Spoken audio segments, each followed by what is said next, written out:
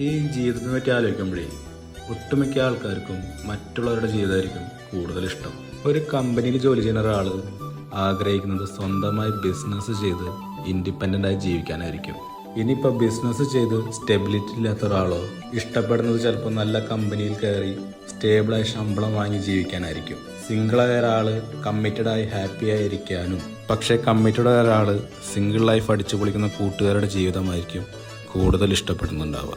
വീടും നാടും ഉപേക്ഷിച്ച് മറ്റൊരു നാട്ടിൽ ജോലി ചെയ്യുന്ന ഒരാൾ ആഗ്രഹിക്കുന്നത് നാട്ടിൽ ജോലി ചെയ്ത് സമാധാനത്തോടെ ജീവിക്കാനായിരിക്കും. എന്നാൽ നാട്ടിൽ ചെറിയ ശമ്പളത്തിൽ ജോലി ചെയ്യുന്ന ഒരാളോ എങ്ങനെയെങ്കിലും നാട് വിട്ട് പോകാനായിരിക്കും ആഗ്രഹം. സത്യാവസ്ഥ എന്താച്ചാൽ നമുക്ക് എപ്പോഴും മറ്റുള്ളവരുടെ ജീവിതമായിരിക്കും കൂടുതൽ ഇഷ്ടം.